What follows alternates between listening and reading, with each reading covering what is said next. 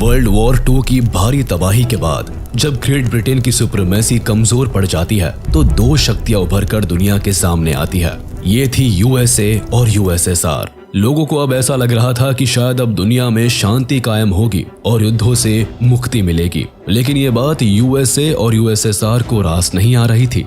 इन दोनों ही देशों को दुनिया पर राज करना था, हर देश को अपने इन्फ्लुएंस में करना था और इसी होड़ ने कोल्ड वॉर को जन्म दे दिया, जिसकी वजह से एशिया और यूरोप के कई देश बर्बाद हो गए। अब दुनिया एक नए होड़ में लगी थी और वो था न्यूक्लियर वेपन्स बनाने की होड़।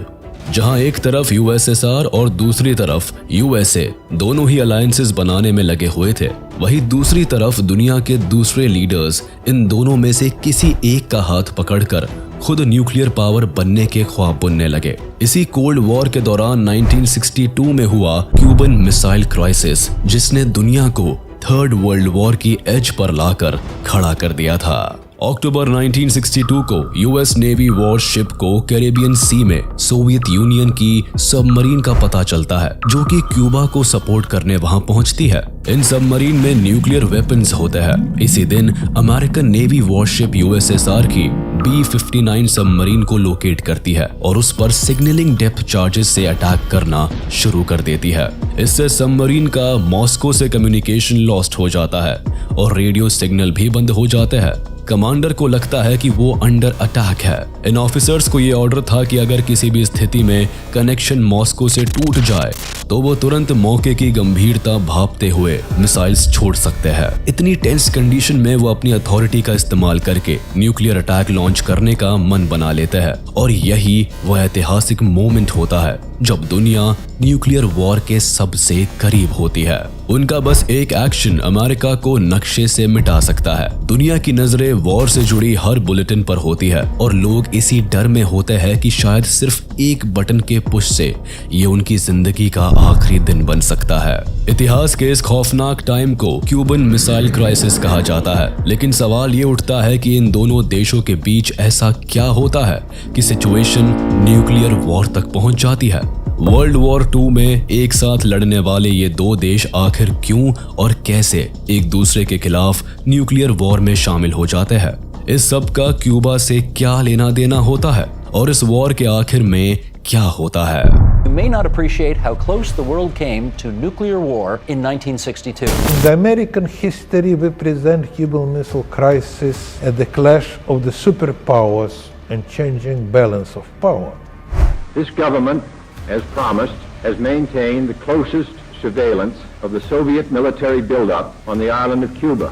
As expected, the American embassy in London was the target of two factions protesting against the president's blockade of the approaches to Cuba. Meanwhile, the naval blockade against Russian and satellite ships nearing Cuba was put into effect. Might be one of armed conflict between Soviet vessels and American warships on the sea lanes leading to Cuba. A quarantine to prevent the delivery to Cuba of any further offensive military equipment from the Soviet Union.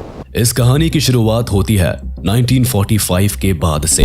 Allied powers के रूप में एक साथ world war 2 लड़ने वाले Soviet union और USA को जीत तो मिल जाती है, लेकिन वॉर से छुटकारा केवल बाकी नेशंस को ही मिल पाता है, जबकि अमेरिका और सोवियत यूनियन के बीच सुपर पावर बनने की एक और वॉर छिड़ जाती है जो करीब 45 ईयर्स तक चलती है। इस बीच दोनों देश एक दूसरे से आगे निकलने के लिए कई हथकंडे अपनाते हैं। ये एक दूसरे के ऊपर हथियार का इस्तेमाल तो नहीं करते, लेकिन विचारधारा से लेकर स्पेस साइंस, इकोनॉमिक डेवलपमेंट और फाइनेंशियल फील्ड में एक दूसरे को नीचा दिखाने से बाज नहीं आते। 1945 से शुरू हुई ये कोल्ड वॉर अगले 45 सालों तक चलती है। इस टाइम पीरियड में वैसे तो कई ऐसे मौके आते हैं जब ये दोनों देश अपनी पावर का शो ऑफ करते हैं और एक दूसरे को न्यूक्लियर वेपन्स की धमकी देने में भी पीछे नहीं रहते। इस गर्मा गर्मी की एक्सट्रीमिटी 1962 में दुनिया के सामने आती है, जब क्यूबा देश की समस्या की आड़ में दो महान शक्तियां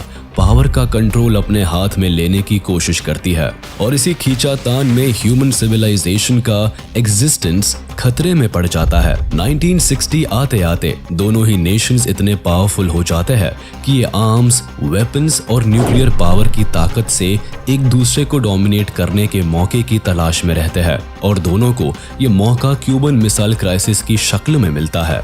1962 में cold war tensions highest level पर होती है। यूएसएसआर को अपनी ताकत के नीचे दबाने के लिए अमेरिका पहले ही उनके खिलाफ इटली और टर्की में जुपिटर न्यूक्लियर मिसाइल्स को इंस्टॉल कर देता है और इसके साथ वह अपनी सुपीरियरिटी एस्टैब्लिश करने में भी कामयाब हो जाता है। इसके जवाब में निकिता क्रूशेव पावर सुपीरियरिटी में यूएसएसआर को ऊपर रखने की बड़ी बड़ी बातें करते हैं, लेकिन उनका ये सपना 1959 में तब सच होता है जब अमेरिका से 90 मील दूर क्यूबा में communist revolutionary Fidel Castro power में आ जाते हैं। अपने ही पड़ोस में कम्युनिस्ट सरकार के बनने से अमेरिका को एक बड़ा झटका लगता है। अब तक जो क्यूबा अमेरिका के लिए हॉलिडे डेस्टिनेशन से ज्यादा कुछ नहीं था और जिसकी इकोनॉमी की कमान अमेरिका के हाथ में थी, अब वही क्यूबा अमेरिका के हाथ से छूटता चला जाता है। क्यूबा में अमेरिका के सभी owned banks, sugar mills, factory और कसिनो को नेशनलाइज कर दिया जाता है। अमेरिका का साथ छोड़कर फिडेल कैस्ट्रो यूएसएसआर का दामन थाम लेते हैं। एक ही विचारधारा को मानने वाले ये दोनों देश पक्के साथी बन जाते हैं।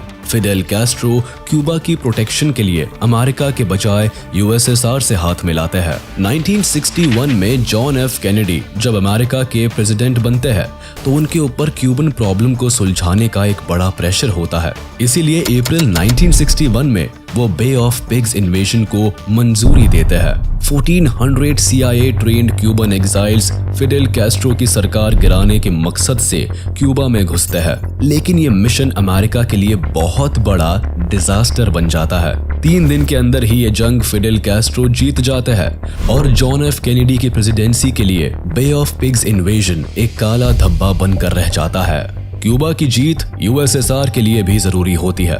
वेस्टर्न हेमिस्फीयर में एक एलाइड देश मिलने के साथ कैस्ट्रो निकिटा क्रूशेव के अच्छे दोस्त बन जाते हैं। जिससे पहले अमेरिका क्यूबा पर दोबारा हमला करे, उससे पहले ही निकिटा क्रूशेव क्यूबा में न्यूक्लियर मिसाइल डिप्लॉय करने का फैसला करते हैं। अगर सब कुछ अपने प्लान के हिसाब से गया तो वो खुद हवाना आने का सोचते हैं ताकि क्यूबा के साथ फॉर्मल डिफेंस एग्रीमेंट अनाउंस कर सके और वो अमेरिका के खिलाफ एक यूनाइटेड फ्रंट फॉर्म कर सके।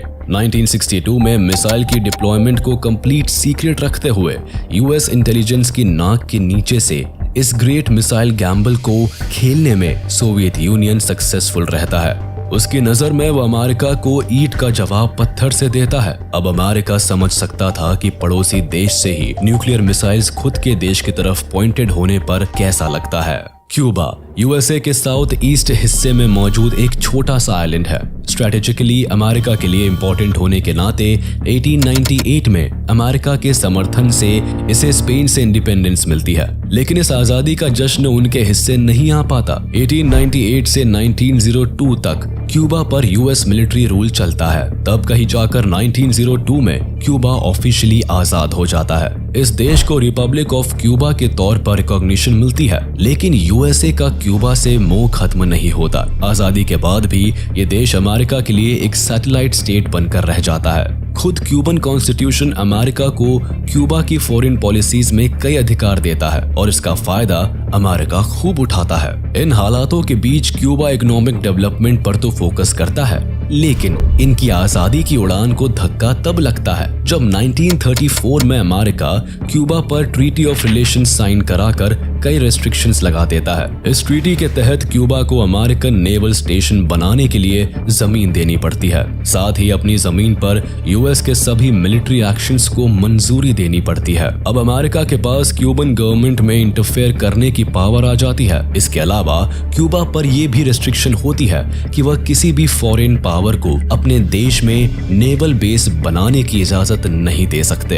एक बड़े संघर्ष के बाद भी क्यूबा केवल अमेरिका के हाथ की कठपुतली बनकर रह जाता है। हालात बद से बदतर तब हो जाते हैं जब सत्ता की कमान फुलजेंसियो बतीस्ता के हाथ में आ जाती है और ये एक तानाशाह बनकर अपने ही देश को गुलामी की राह पर ले जाते हैं। इनके रिजीम में क्यूबा पर अमेरिकन इन्फ्लुएंस इस कदर बढ़ जाता है कि वहां के 40% sugar lands private American companies के पास चले जाते हैं। कुछ यही हाल 90% प्रॉफिटेबल माइंस और 80% यूटिलिटीज का भी होता है। अपने पर्सनल गेन के लिए अमेरिका क्यूबा को न केवल इकोनॉमिकली बल्कि एग्रीकल्चरली, फाइनेंशियली और रिसोर्स लेवल पर भी खोखला कर देता है। देश के लगभग सभी कैटल रैंचेस पर अमेरिका का कंट्रोल होता है। ऑयल इंडस्ट्री तक अमेरिका के हाथ की जागीर बन जाती है। क्यूबा के पास आजादी तो होती है, लेकिन गुलामी से आजादी पाना इनका सपना बनकर रह जाता है। क्यूबन लोग अपने ही देश में गरीबी, भूखमरी और कई तरह की बीमारियों से जूझने पर मजबूर हो जाते हैं। रोजगार ना होने से लोग ड्रग्स, गैम्बलिंग और प्रोस्टिट्यूशन के जाल में फंसते चले जाते हैं। एक आम जनता के लिए हेल्थ फैसिलिटीज भी लग्जरी बन जाती है और करप्शन इस कदर बढ़ जाता है कि लोग रेवोल्यूशन पर उतर आते हैं। 1953 से शुरू हुई ये क्रांति साल 1959 तक चलती है और इस क्रांति से क्यूबन लोगों को अपना एक नया लीडर फिडेल कैस्ट्रो मिल जाता है, जो आगे चलकर राष्ट्रपति पद की कमान को संभालते हैं और नई सरकार बनाते हैं। कम्युनिज्म विचारधारा की तरफ झुकाव के चलते नई क्यूबन गवर्नमेंट को सोवियत यूनियन से काफी सपोर्ट मिलता है। ये दोनों देश एलाइड कंट्रीज बन जाते हैं। साथ ही फिडेल कैस्ट्रो क्यूबा पर अमेरिका के इन्फ्लुएंस को एक बड़ी चोट पहुंचाते हैं। वो अमेरिकन प्रॉपर्टीज को सीज करके उन्हें नेशनलाइज कर देते हैं। इससे ऑलमोस्ट अमेरिकन बिजनेस कंपनीज अब सरकार के कंट्रोल में आ जाती है। शुगर मिल से लेकर oil industries, mines, railway transport और फैक्ट्रीज भी क्यूबन गवर्नमेंट के हाथ आ जाती है। गुस्से से आग बबूला अमेरिका पहले ही क्यूबा से नाखुश होता है। ऊपर से सोवियत यूनियन से उनका बढ़ता याराना अमेरिका के लिए सरदर्द बन जाता है। दुश्मन देश सोवियत से क्यूबा की बढ़ती नजदीकियां अमेरिका को इस कदर खलती है कि 1960 में अमेरिकी प्रेसिडेंट ड्वाइट डी आइजनहोवर क्यूबन सरकार को उखाड़ फेंकने के लिए क्यूबन रेफ्यूजीज के एक ग्रुप को CIA के अंडर ट्रेन करने के प्लान को भी अप्रूवल दे देते हैं। साथ ही वो क्यूबा के खिलाफ एम्बार्गो डिक्लेयर कर देते हैं, जिसके तहत अमेरिका क्यूबा पर कई सैंक्शंस थोप देता है। दोनों देश के बीच ट्रेड और बिजनेस पर बैन लग जाता है। US में मौजूद सभी क्यूबन ओन्ड एसेट्स को फ्रीज कर लिया जाता है। 1961 आते आते US क्यूबा से अपनी एम्बेसीज को बंद कर देता है। क्यूबन गवर्नमेंट से डिप्लोमेटिक रिलेशंस कट ऑफ कर लेता है और क्यूबन गवर्नमेंट को रिकॉग्नाइज करना भी बंद कर देता है। सभी पैतरे अपनाने के बाद भी जब बात नहीं बनती तो अमेरिका क्यूबा पर अटैक करने से भी बाज नहीं आता।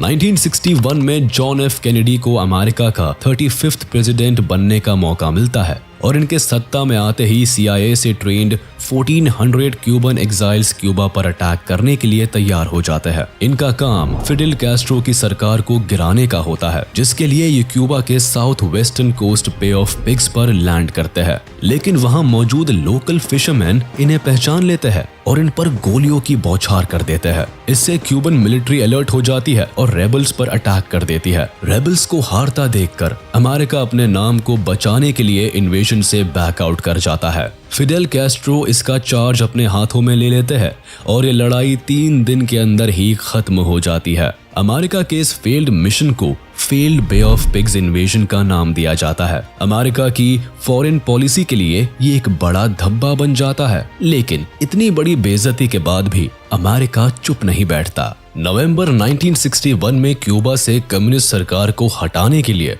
अमेरिका एक और प्लान बनाता है, जिसे नाम दिया जाता है ऑपरेशन मॉन्गूज। इस ऑपरेशन के तहत क्यूबा में कई एक्सटेंसिव कैंपेन चलाए जाते हैं। एक पायरेट रेडियो स्टेशन को सेट करके एंटी कैस्ट्रो प्रोपेगेंडा फैलाया जाता है। सिविलियंस पर टेररिस्ट अटैक करने की कोशिश की जाती है और अंडरकवर मिलिट्री ऑपरेशन चलाए जाते हैं। CIA खुद कई बार फिडेल कैस्ट्रो को असैसिनेट करने की कोशिश करती है। ये पहले ऐसे लीडर होते हैं जिन्हें पूरे लाइफ टाइम में 634 असैसिन अटैक से गुजरना पड़ता है। कभी उनकी फेवरेट सिगार में जहर मिलाया जाता है तो कभी उनकी ड्रिंक में डेडली पिल्स मिलाई जाती है। इन सब के बावजूद अमेरिका की सभी साजिशें धरी की धरी रह जाती है।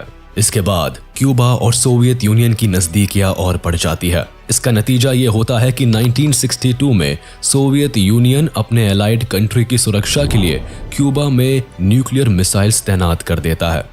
लेकिन ये खबर अमेरिका को जरा भी रास नहीं आती। इन्हें क्यूबा और सोवियत यूनियन की साठगांठ पर शक तो पहले से ही होता है, लेकिन इनका शक यकीन में तब बदल जाता है जब अपनी रूटीन सर्विलेंस के दौरान अमेरिका का U-2 spy plane Cuba island पर सोवियत यूनियन की न्यूक्लियर मिसाइल्स को कैप्चर करता है। जिससे पहले ये खबर दुनिया के सामने आए, उससे पहले ही अमेरिकन प्रेसिडेंट एक सीक्रेट कमिटी एक्सकॉम को फॉर्म करते हैं और यहीं से क्यूबन मिसाइल क्राइसिस की शुरुआत हो जाती है।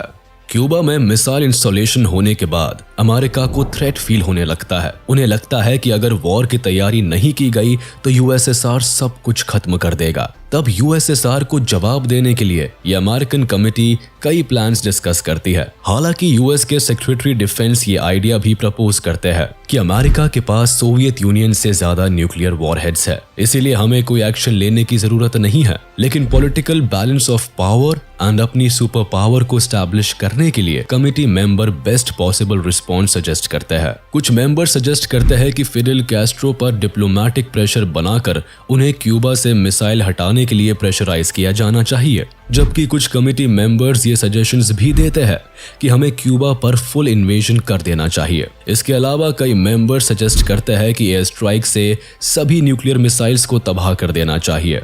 लेकिन जॉन एफ कैनेडी इस फैसले पर पहुंचते हैं कि सोवियत यूनियन को रोकने के लिए नेवल ब्लॉकेड ही बेस्ट ऑप्शन है। इसके प्लान के तहत क्यूबा के आसपास सी को यूएस नेवी शिप से ब्लॉक कर देता है और दोनों देशों के बीच वेपन्स के सप्लाई को कट ऑफ कर देता है। 22 अक्टूबर 1962 जॉन एफ कैनेडी टीवी पर आते हैं और अमेरिकन पब्लिक को एड्रेस करते हुए बताते हैं कि क्यूबा में सोवियत मिसाइल्स पाई गई है, जिसके जवाब में अमेरिका ने नेवल क्वारंटीन का सहारा लिया है। यहाँ ब्लॉकेड की जगह अमेरिकन प्रेसिडेंट चालाकी से क्वारंटीन शब्द का इस्तेमाल करते हैं, क्योंकि नेवल ब्लॉकेड करना भी एक्ट ऑफ वॉर का हिस्सा होता है। इसीलिए अमेरिका खुद वॉर की शुरुआत नहीं करता, लेकिन क्वारंटीन डिक्लेरेशन के साथ ही ये देश जंग की तैयारी में जुट जाता है। अमेरिका की पूरी मिलिट्री पावर को वॉर के लिए रेडी रहने के ऑर्डर्स मिल जाते हैं। अमेरिका के joint chief of staff DEFCON 3 alert घोषित कर देते हैं। इसके तहत मिलिट्री को 5 लेवल पर वॉर के लिए तैयार रहने के ऑर्डर्स मिलते हैं, जिसमें लेवल 1 का मतलब मैक्सिमम लेवल ऑफ अलर्टनेस समझा जाता है, मगर अमेरिका में डेफकॉन लेवल अलर्ट 3 पर सेट होता है, जिसे 23 अक्टूबर को स्ट्रेटेजिक एयर कमांड और एयर डिफेंस कमांडर्स मिलकर डेफकॉन अलर्ट 2 पर अलर्ट कर देते हैं। अब दुनिया की नजरें अमेरिका पर होती है, क्योंकि डेफकॉन 2 से जाहिर हो जाता है कि अमेरिका वॉर करना चाहता है और वो सोवियत यूनियन पर मिसाइल अटैक की तैयारी कर रहा है। अगले दिन सोवियत यूनियन के लीडर निकिटा क्रुश्चेव अमेरिका के एक्शंस पर रिएक्ट करते हुए ये साफ कर देते हैं कि इस तरह नेवल ब्लॉकेड करना एक्ट ऑफ अग्रेशन है और इससे सोवियत यूनियन अपनी नेवल शिप्स विड्रॉ नहीं करने वाला। शिप्स अपनी तय डायरेक्शन में आगे बढ़ती रहेंगी और होता भी ऐसा ही है। जैसे जैसे नेवल शिप्स कैरेबियन सी में यूएस नेवी शिप्स के करीब पहुंचती है, दुनिया की सांसें थम जाती है। लोग ये मान लेते हैं कि किसी भी वक्त वर्ल्ड वॉर 3 छिड़ सकती है और दोनों देश एक दूसरे को बर्बाद कर सकते हैं। 25 अक्टूबर को CIA को पता चलता है कि क्यूबा में सोवियत यूनियन की न्यूक्लियर मिसाइल्स अब ऑपरेशनल हो चुकी है, यानी कल तक अमेरिका के कंट्रोल में रहने वाला क्यूबा अब उन्हें ही आंख दिखाने पर उतारू हो जाता है।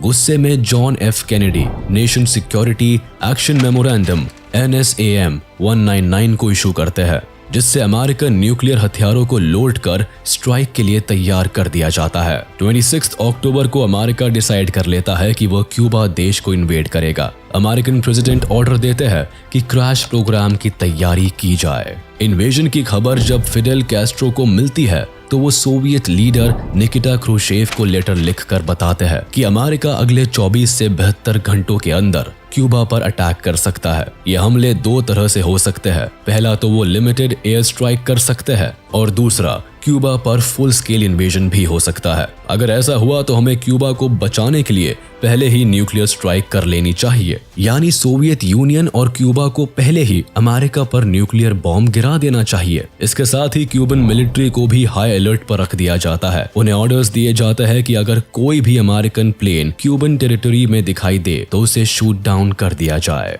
जंग की गर्मा गर्मी के बीच जहां मिलिट्री वॉर के लिए तैयार होती है, वहीं निकिटा क्रुश्चेव और जॉन एफ कैनेडी के बीच डिप्लोमेटिक टॉक्स भी जारी रहती है। निकिटा यूएस प्रेसिडेंट को अपना पहला लेटर भेजते हैं और उनके सामने ये ऑर्डर रखते हैं कि अगर नेवल ब्लॉकेड हटा दिए जाए और अमेरिका ये प्रॉमिस करे कि वो कभी भी क्यूबा को इन्वेड नहीं करेगा तो सोवियत यूनियन क्यूबा से न्यूक्लियर मिसाइल्स लिफ्ट कर लेगा। साथ ही फिडेल कैस्ट्रो भी क्यूबा में किसी तरह का ऑफेंसिव वेपन नहीं रखेंगे। अक्टूबर 27 को हालात और भी ज्यादा बिगड़ जाते हैं और दोनों देश न्यूक्लियर वॉर से केवल एक स्टेप ही दूर रहते हैं। इस दिन को इतिहास में ब्लैक सैटरडे कहकर भी बुलाया जाता है, क्योंकि अमेरिकन रिस्पॉन्स से पहले ही निकिटा क्रुश्चेव का एक और लेटर अमेरिकन प्रेसिडेंट को मिलता है, जिसमें वो फोर्थ डिमांड करते हैं कि यूएसए को सोवियत यूनियन के पड़ोसी देश यानी टर्की और इटली से अपनी न्यूक्लियर मिसाइल्स भी हटानी होंगी, जो उन्होंने ठीक सोवियत यूनियन के बॉर्डर्स पर प्लेस कर रखी है। क्यूबा में लगी न्यूक्लियर मिसाइल्स तो फिर भी अमेरिका से 90 मील्स की दूरी पर थी। ये ऑफर निकिटा क्रुश्चेव की तरफ से 2 बार दिया जाता है, लेकिन सुबह 11 बजे सिचुएशन हाथ से तब निकल जाती है जब एक America U-2 spy plane Cuban air space में घुस जाता है। क्यूबन मिलिट्री इस प्लेन को शॉट डाउन करने में जरा भी वक्त नहीं लगाती और इसका नतीजा ये निकलता है कि प्लेन में बैठे अमेरिकन पायलट रुडोल्फ एंडरसन की मौत हो जाती है। एक्सकॉम मान लेती है कि ये ऑर्डर सोवियत यूनियन की तरफ से आया है और वो जंग की शुरुआत कर चुके हैं।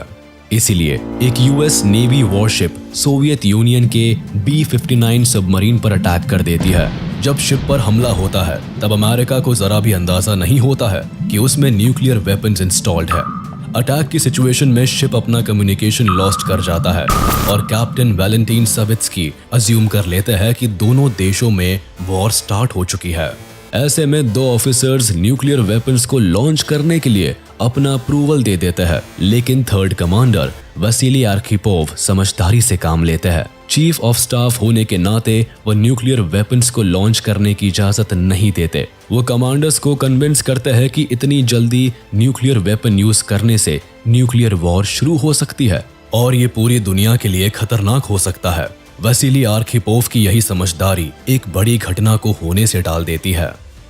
एक अमेरिकन पायलट की जान जाने से यूएस में तहलका मच जाता है। जनता सरकार से एक सीरियस मिलिट्री एक्शन की डिमांड करती है और जॉन एफ कैनेडी पर मीडिया प्रेशर भी बिल्डअप होने लगता है। इतनी टफ सिचुएशंस में भी अमेरिकन प्रेसिडेंट वॉर के ऑप्शन को नहीं चूज करते और नेगोशिएशंस के लिए ओपन रहते हैं। जॉन एफ कैनेडी सोवियत की टर्की और इटली से न्यूक्लियर मिसाइल्स विड्रॉ करने की डिमांड को जायज मानते हैं, लेकिन पब्लिक प्रेशर के चलते वह किसी भी डिमांड को पूरा करने के लिए राजी नहीं होते। दोनों देशों में नेगोशिएशंस जब किसी डिसीजन पर नहीं पहुंचती तब लोगों को लगता है कि इस समस्या का सॉल्यूशन केवल जंग से ही निकल सकता है। लोगों में वॉर को लेकर डर का माहौल होता है। इस बीच अमेरिकन प्रेसिडेंट के भाई रॉबर्ट कैनेडी और रशियन एम्बेसडर अनाटोली डोब्रिनिन के बीच एक सीक्रेट मीटिंग होती है, जिसमें यह सॉल्यूशन निकल कर आता है कि सोवियत यूनियन की 4th डिमांड को मान लिया जाएगा, यानी अमेरिका